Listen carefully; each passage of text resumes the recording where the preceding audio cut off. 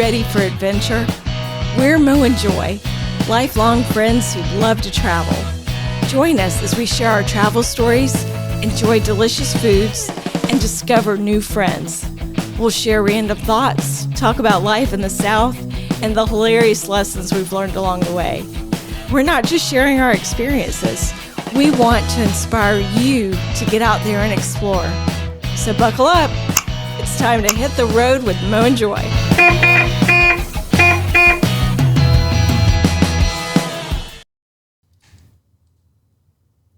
Welcome back, listeners. We have a great podcast lined up for you today.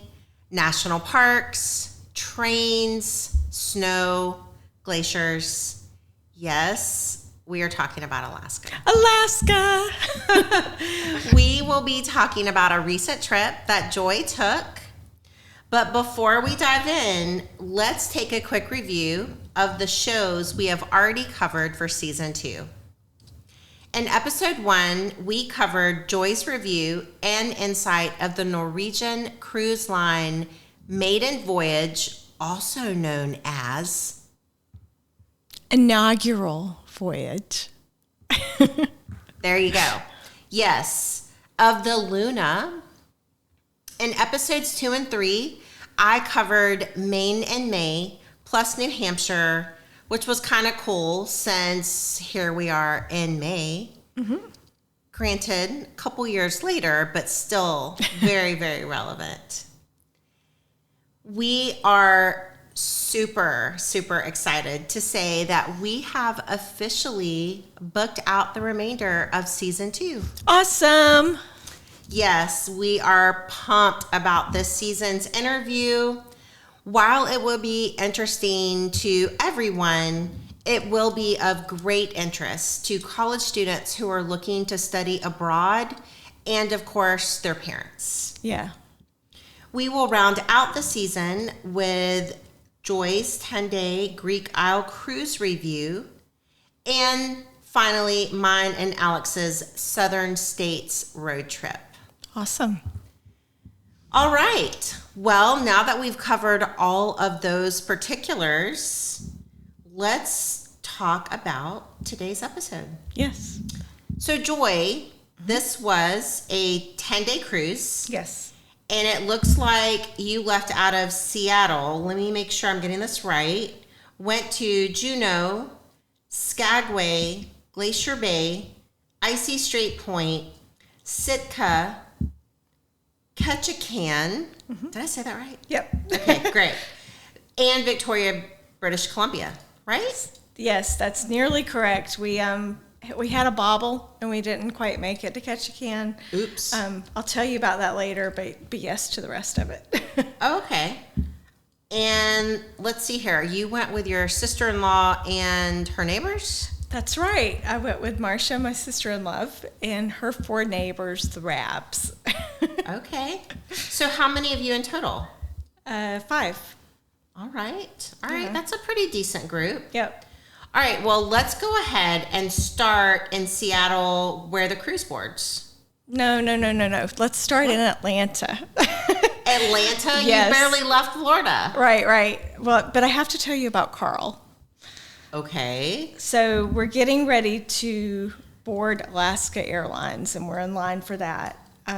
I'm the kind of person that likes to board the plane last because I'm usually an aisle seat kind of girl. Mm-hmm. And there was this gentleman that was in front of me, and we made small talk. And enough small talk that he knew who Marcia was, and he knew while I was traveling and all this stuff. So I get to my seat. I'm in the aisle. Marcia's over by the window. And Carl was heading to his seat, but there was somebody already in it. Oops. And you and I have discussed this before, and you said it's never happened to you, and I couldn't believe it.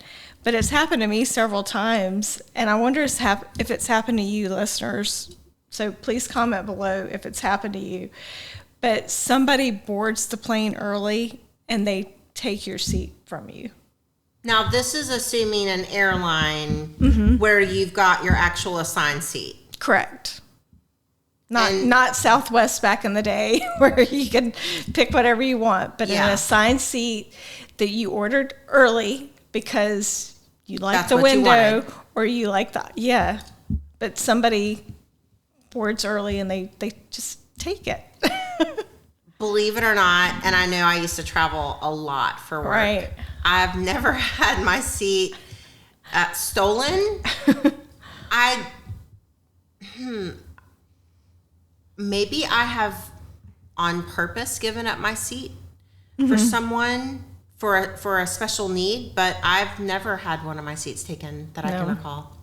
But you have? I have. So I've had the lady that needs to sit by her teenage son, or the one that wants to sit by her husband because I'm married to him. And I'm empathetic and I'm a people pleaser, so I trade with them, and it's only worked in my favor once. The rest of the time, it's been like a really bad trade. Sounds like you should stop trading. I should stop trading, and maybe I'll stop trading this year. I don't know. But anyway, back to Carl. So the lady that had sat in his seat was just indignant. She was entitled. She had gotten there first, and she just felt like she had the right to be there. And the steward came up and was trying to reason with her. She was actually supposed to sit between Marcia and I, and she was mad and she didn't want to move. And we were like, oh, we don't want her to move beside us either because she's so angry. But Carl relented, and he finally gave up his spot, and he came and sat between Marcia and me. Oh, when? And I was so relieved. I quickly introduced him. We talked for the whole flight out there. It was like 4 or 5 hours or whatever. It is a long flight. I've made that flight many times. Right. And he was just so special. We've talked, and we have plans to go to Callaway Gardens one day with him again. Aww. But I think he's like in the friend for life category, and it was just such a win. Isn't that wild? That is super wild. So did you guys exchange contact info? Yeah, absolutely. And we took the selfies and everything, so we have the pictures of each other in our phone. Why have I not seen the selfie with Carl? Well, we took it with his camera. And I think Marcia has one, but I'm fumbly with my camera, and I have all the tape over my my cameras. So I don't do that a whole lot, but yeah. Okay, well, Callaway Gardens, number one, is beautiful. Yeah, I've never been. We went on our honeymoon, actually. Oh, I didn't know that. And I know another friend of mine got proposed to. Yeah. While in Callaway Gardens. Oh, how fun. So it is actually really, really beautiful, especially if you go when everything is in bloom. And there's bridges and different elevations. It really is a special place. Very cool. Highly recommend. Okay. You get to Seattle. Yes. And? So I was nervous to go to Seattle, quite frankly. Partially my fault. My bad. Yeah. I'm sorry. Well, based on the news that you see on the national news, based on everything that's been going on there, both mental illness and cases and things, and like you say, your experience there, it did shade my decision about being there past a certain hour, being vigilant and being aware of my surroundings at all times. But I want to give serious kudos to the city of Seattle for their transportation. They had a train called the One Line. It's a light rail that takes you into the city for about $3. For $6, you can get an all-day pass there. It's good value. Right at the airport. You grab your luggage, and you can get on from the airport. There's no transfers that are needed or anything. Wow. To be honest, we rode it both for transportation and for entertainment to kind of see the city a little bit. I wish I could have done that. Yeah. I had transportation, obviously. Right. Through work for everything, but I love trains, and that's great that you called that out. Yep. There was definitely security presence there that was active and aware. Okay. they weren't looking at their phones, but they were actually looking at people and checking out people and everything.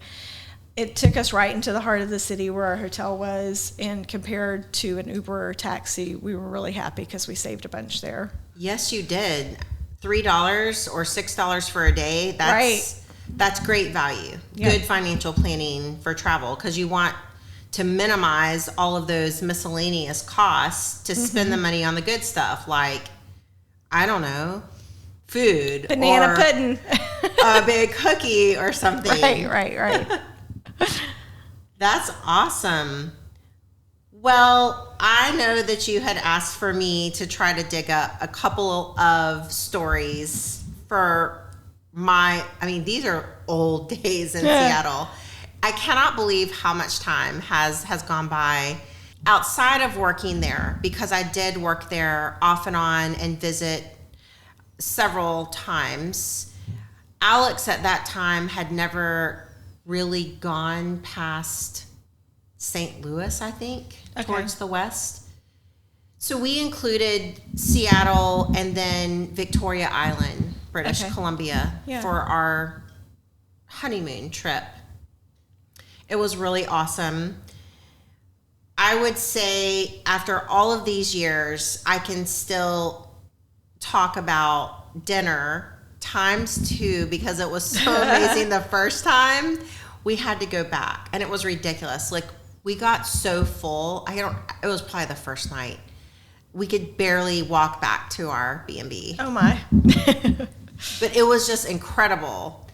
Anthony's at Pier 66. Anthony's, okay. And y'all, it is still there. It's good stuff. It's still there, in case no one heard me. I actually looked it up earlier today.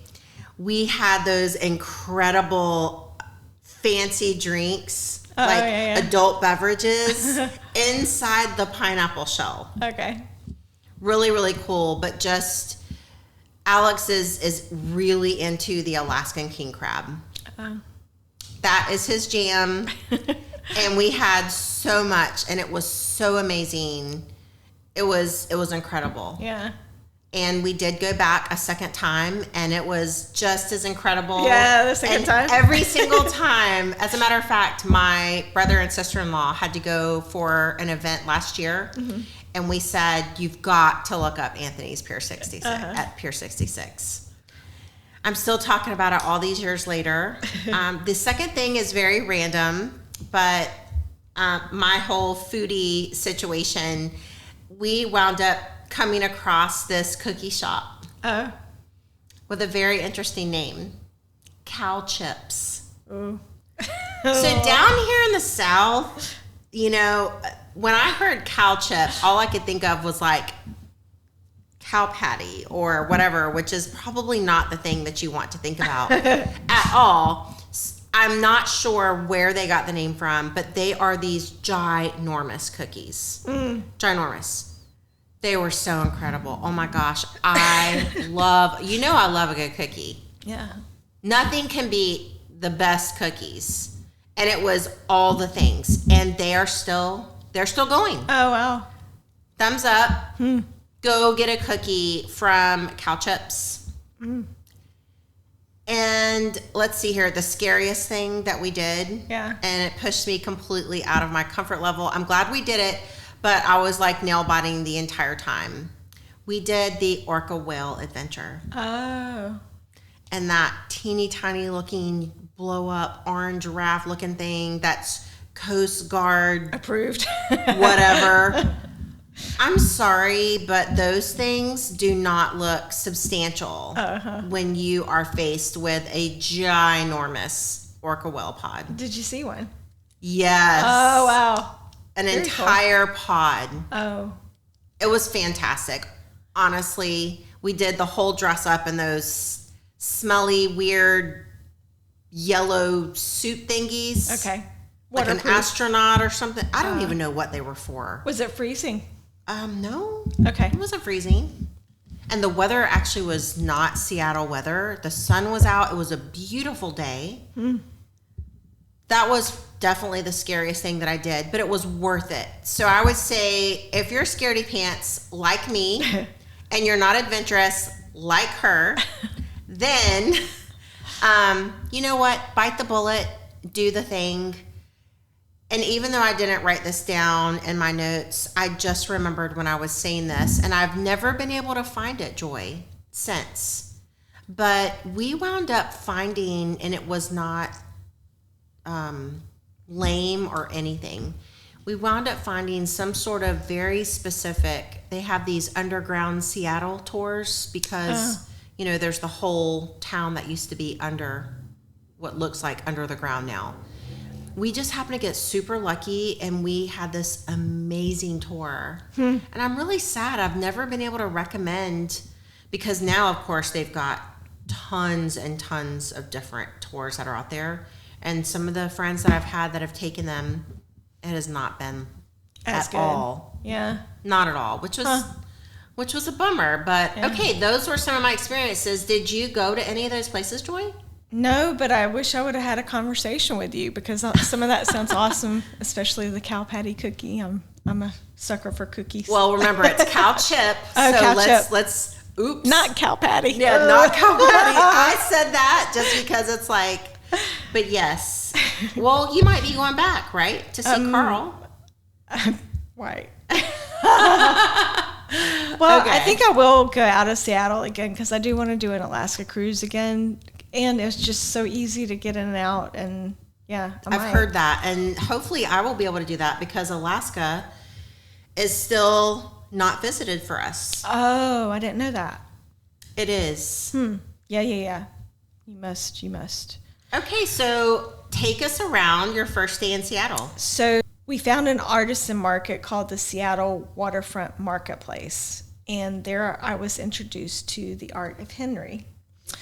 It's this fun mural with all these different vibrant colors and everything going on. He paints this cute little Sasquatch, and you're walking through the city and you see one, and then you see another, and then you see more. And so I had to look this guy up, and I learned that he's got this very interesting art project where beginning in 2025, he will paint 1,000 Sasquatch heads on garage doors, walls, homes, and public spaces across the Pacific Northwest. Over 1,500 business owners and residents have already signed up to participate in what they have been calling the most expansive public art project in the Pacific Northwest. He's got a Facebook page where you can learn more about 1,000 Sasquatch heads. It's called The Art of Henry, and you can follow his progress on Facebook and everything. But Are we putting that in the notes? Yes. I need to look that up. Yes, it was just fun, and like I say, you kind of see this little guy everywhere. And Are they all kind of the same, or does he intentionally modify them? They're all kind of the same. You know it's his art. I'll say that. So they're in different contexts and different, I'm not going to say clothing or whatever, but yeah, each one is a little bit different. But So is he just like into Sasquatch, and that's why he's doing it, or what is the whole point? I didn't ask. Is it more about art? Henry, tell us why. It's got to be on the website. Yeah. I'm sure. You know, I recall on one of our recent shows, you were live Googling me. Guess what? I'm going to do that for you I'm right now. Googled. As you continue talking.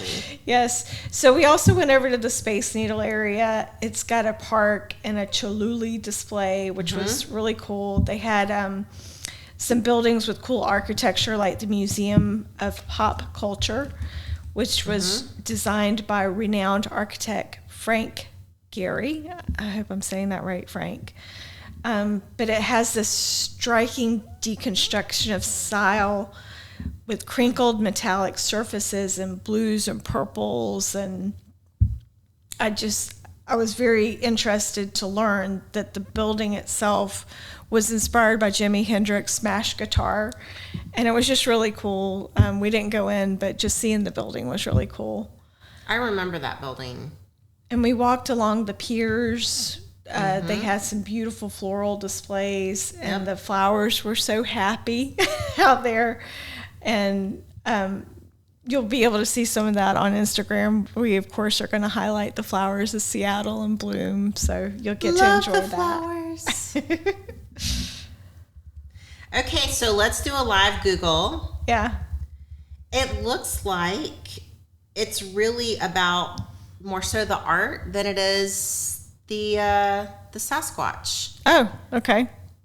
It just says that the Sasquatch is a playful symbol intended to connect people, brighten daily life, and bring communities together through kindness and creativity. That's interesting. I was kind of wondering if it would say a little bit more, but you're right. This guy is a big deal in Seattle. Yeah, and his artwork just makes you smile.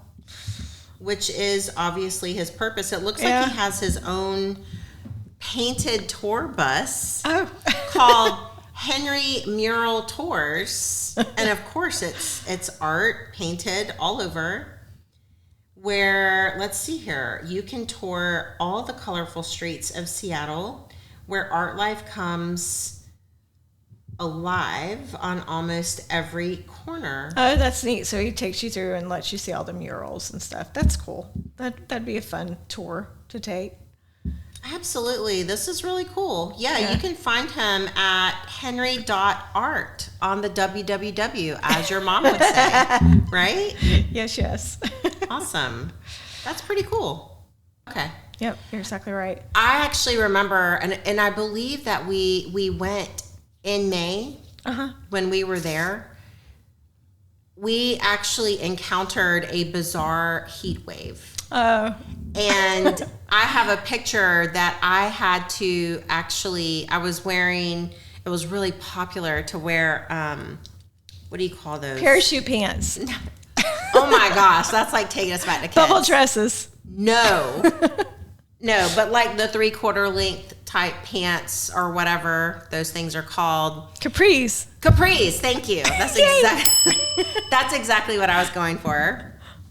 But I had on like a t-shirt and I was wearing like a tank underneath. Yeah. I had to take off my t-shirt. Yeah. And so I'm just in the blistering. tank and the capris because it was that hot, which I know that you do have, I think, about 2 months of super, super beautiful like summer weather in Seattle. And yeah, we hit it just right. What time of the year did you guys go again? August. Okay, August. Okay, perfect. All right, so we've covered Seattle. It's time to board the ship. How was the process? And can you talk just a little bit about the ship? Tell us which one you went on. Yep. So I went on the NCL Joy, or Norwegian Cruise Line Joy. Oh, joy for joy. Yep. So, NCL really has its act together at that port. Nice. It was a seamless entry. You get to drop your bags off up front. There is a lot of walking and no stairs per se, but a lot of gangways, I guess, that you would call it. The crew checking you in was great. Awesome. They had everything together. It was a really nice ship. The crew on the ship was great. It's a little bit newer ship with the great design of having the open air foyer atrium, I guess I should call it. Yeah. With the big screens and everything. Yeah. So that was really good. I remember we were talking about the pros and cons of that based upon the Luna. Right. Good call out. So the Joy had the atrium with the screen. Right. Got it. That went up like the 3. Right. And the Luna decks. did not. Correct. Got it. Okay. Yep. Random tips. Yes. So our first stop was Juneau. Okay. And it was a rainy day when we took the shuttle into town. To me, there wasn't much to Juneau. We didn't do any tours or anything like that. We just kind of walked around the town a little bit. But we actually wound up having some fun. One of the guys that was with us, one of the Rabs, was looking for one of the saloons to try the famous duck fart.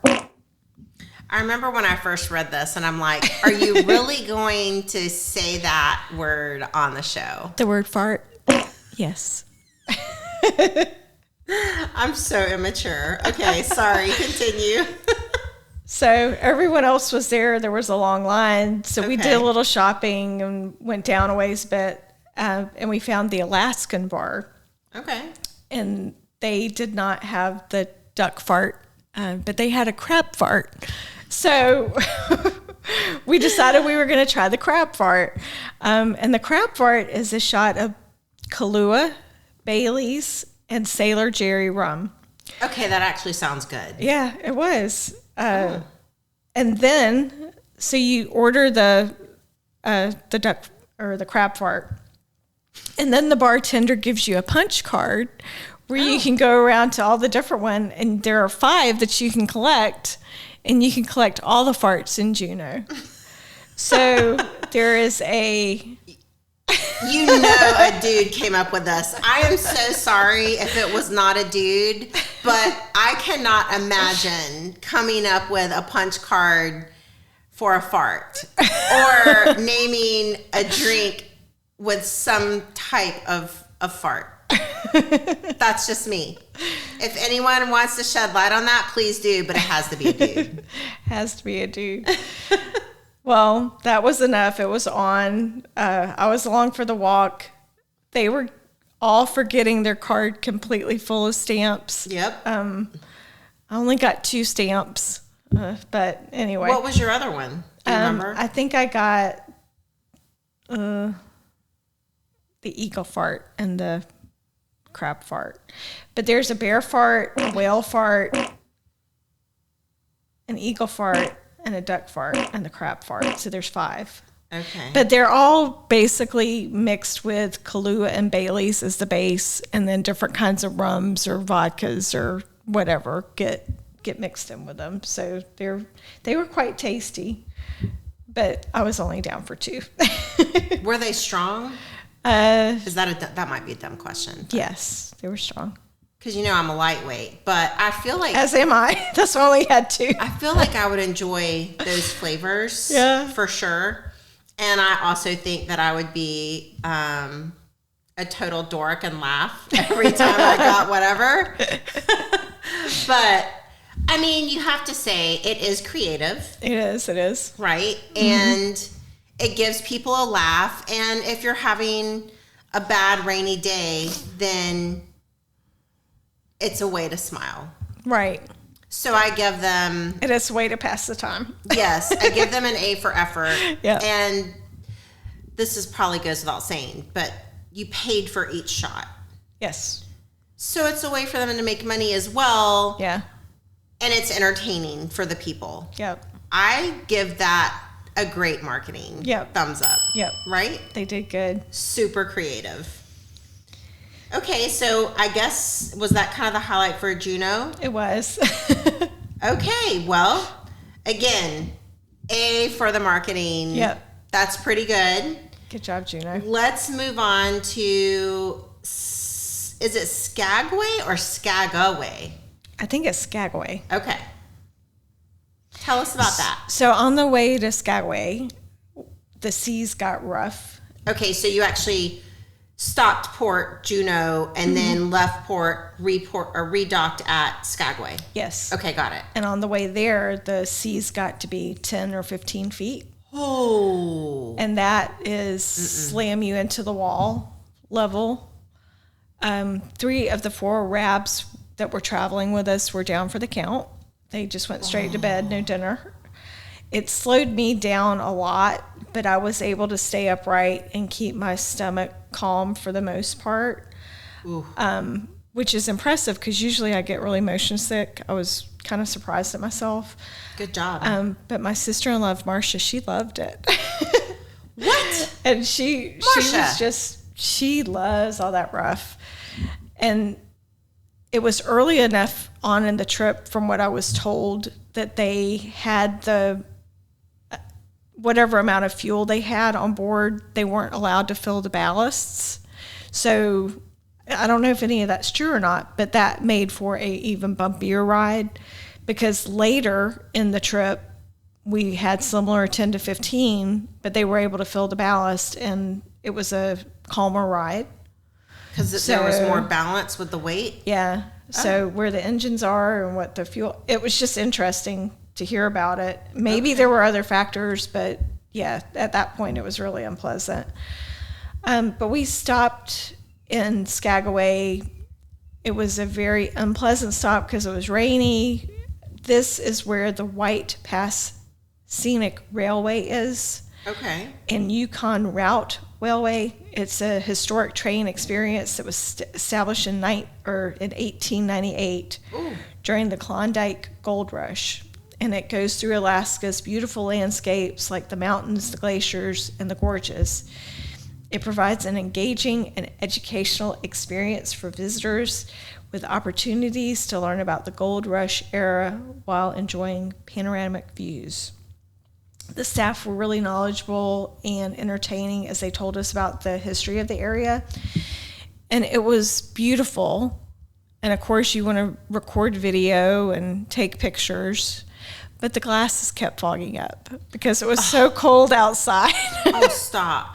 So there were people doing this to the windows, and then that would make it all streaky. And That's a fail. You could go outside and stand on the little baby 2x4 platform if you wanted to get wet, get cold. No. Be afraid, in my case. You're the adventurous one. Right. Yeah, but to hear the clackety-clack and to be like right on top of that, I don't know. It was just a little nerve-wracking. That surprises me. That's a real bummer, though, because we're really big on taking scenic train rides, and we've taken them all over the country. And to me, it would be epic to have a train ride in Alaska. Yeah. And then for the windows to fog up. Right. That's like a total fail. I'm recommending it, but with that star and that caveat. So I don't know if it needs to be closer to a different time of summer or... Right. I don't know. Dude, would Rain-X help? Oh, I don't know. Maybe. I mean, it was the inside of the windows fogging up. It would help to have the doors open, but there were so many people that were, close the doors. Oh, that's a bummer, because I bet those views would be absolutely amazing. Right.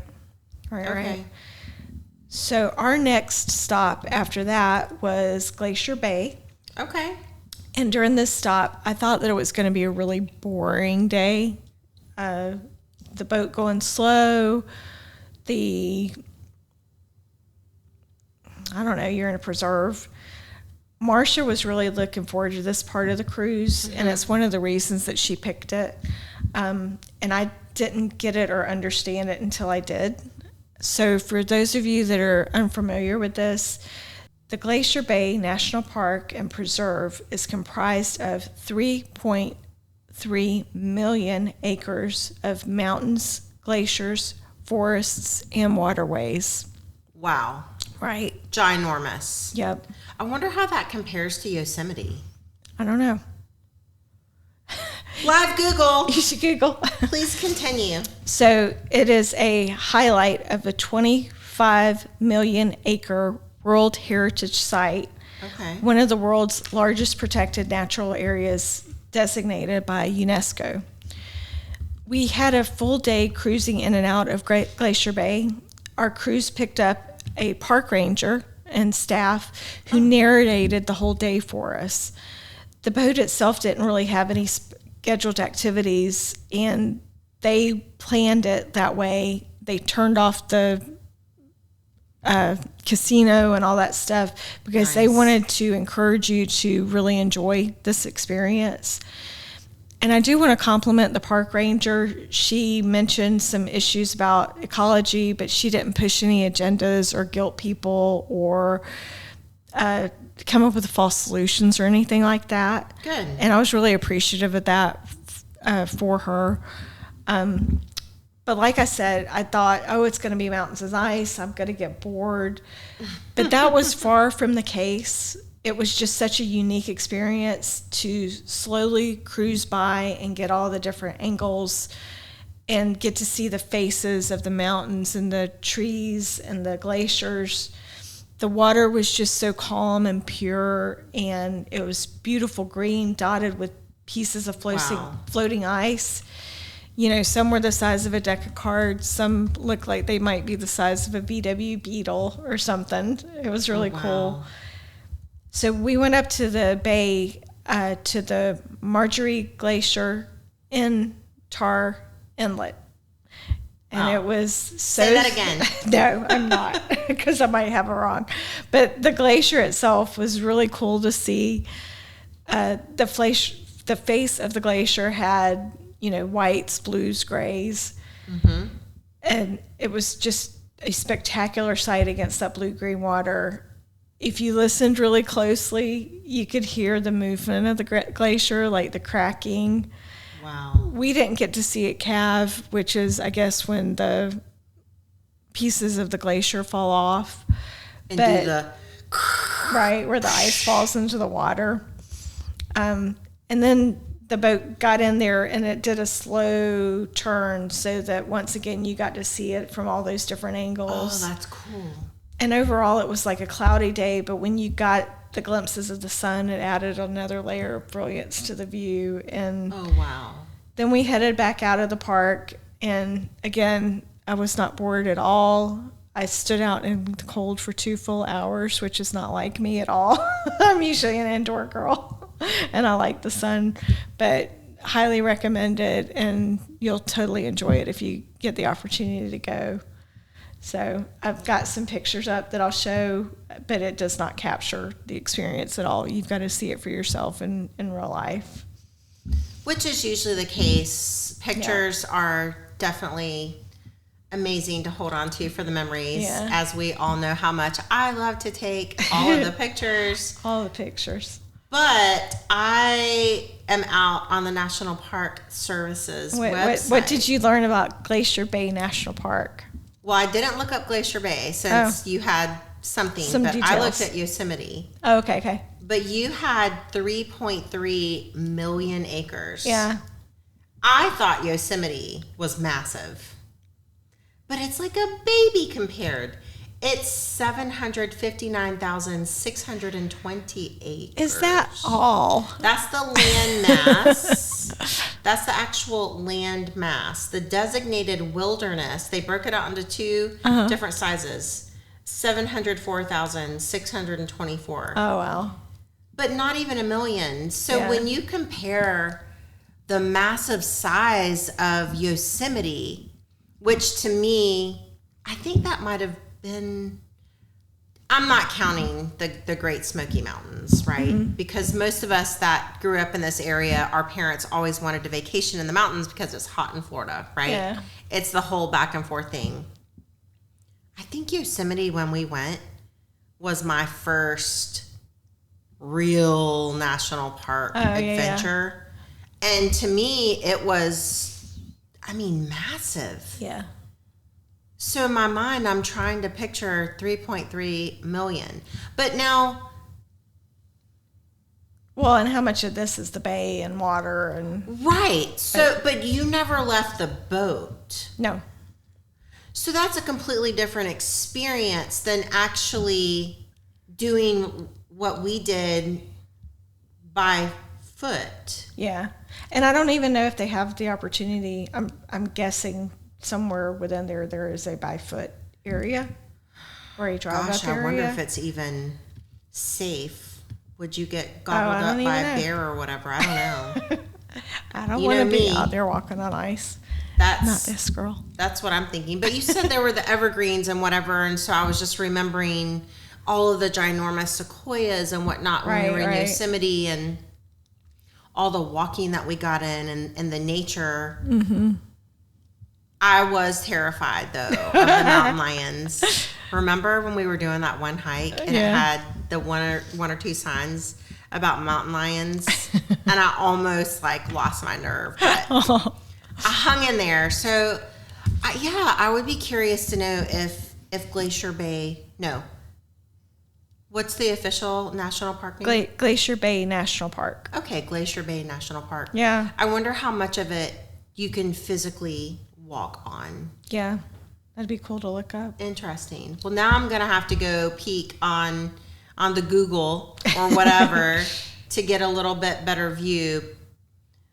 Well, that's really awesome. Yeah. I am so glad that you shared all of that. Was there something else you wanted to pop up before we wrapped? No, that's about it for this one. We'll talk about like the rest of the stops in next week's episode.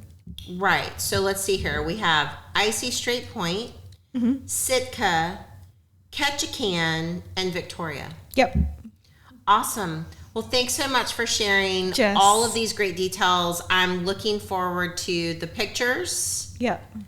And gosh, if any of you guys have experiences, I would love to see your pictures too, Joy. Yeah. That would be great for you and to especially share. If there's anybody out there that has been to Glacier Bay on foot.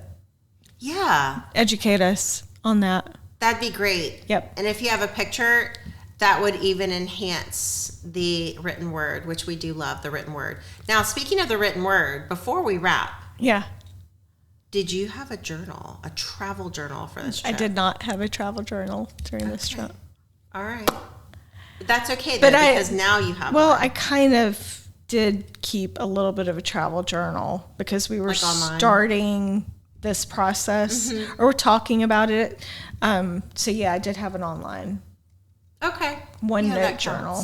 Yeah. Awesome. All right. Well, Joy, thanks again so much. And I am looking forward to talking about those last few stops on your Alaska cruise. Yes, very good. We will see you next week, guys. Thanks so much. Bye. Bye, guys. Thanks for tuning in to Hit the Road with Mo and Joy. If you have questions or topic suggestions, we would love to hear from you. You can connect with us through our website at hittheroadwithmoandjoy.com.